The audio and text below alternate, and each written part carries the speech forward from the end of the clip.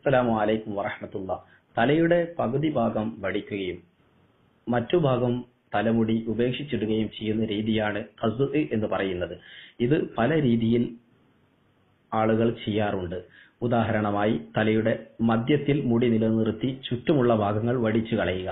അപ്രകാരം ചുറ്റുമുള്ള ഭാഗങ്ങൾ നിലനിർത്തി മധ്യത്തിൽ നിന്ന് വടിച്ചു കളയുക. വലതുഭാഗത്ത് നിലനിർത്തി ഇടതുഭാഗത്ത് വടിച്ചു കളയുകയും ഇടതുഭാഗത്ത് നിലനിർത്തി വലതുഭാഗത്ത് വടിച്ചു കളയുകയും ഇപ്രകാരം ക്രമമല്ലാത്ത രീതിയിൽ അവിടെയും ഇവിടെയും പല രീതിയിൽ മുടികൾ നിലനിർത്തി മറ്റു പല ഭാഗങ്ങളിൽ വടിച്ചു കളയുകയും ചെയ്യുന്ന രീതി ഖസ്ഉ എന്നാണ് അതിൽ അറബിയിൽ അറിയപ്പെടുന്നത്.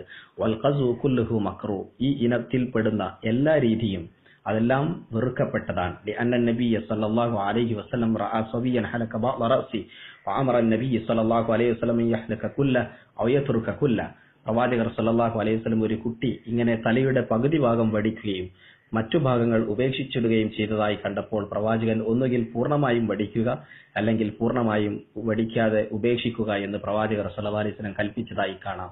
എന്നാൽ അവിശ്വാസികളുമായി സാദൃശ്യമുള്ളതായ ഖസ്ഇന്റെ രീതികൾ, അവിശ്വാസികളിൽ മറ്റു മതസ്ഥരിൽ മാത്രം പ്രത്യേകമായതായ തലമുടി അല്പഭാഗം നിലനിർത്തുകയും മറ്റു ഭാഗങ്ങൾ വടിച്ചു കളയുകയും ചെയ്യുന്നതായ ചില പ്രത്യേക തരം രീതികൾ അവരോട് സാദൃശ്യമാവുകയാണെങ്കിൽ ഫഇന്നഹു യകൂന മുഹറമ ലിഅന്ന തശബ്ബുഹ ബിൽ കുഫാർ മുഹറം. അത് നിഷിദ്ധമാണ്.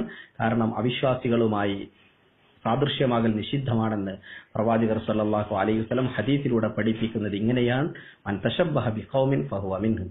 ആരെങ്കിലും ഏതെങ്കിലും ഒരു സമൂഹത്തോട് സാദൃശ്യമാവുകയാണെങ്കിൽ അവൻ അവരിൽപ്പെട്ടവനാണ് എന്ന് പ്രവാചകർ സല്ലല്ലാഹു അലൈഹി വസല്ലം പറയുന്നു. ചുരുക്കത്തിൽ ഖസ്ഉ ഇസ്ലാമിൽ വെറുക്കപ്പെട്ടതാണ്. അത് അവിശ്വാസികളുമായി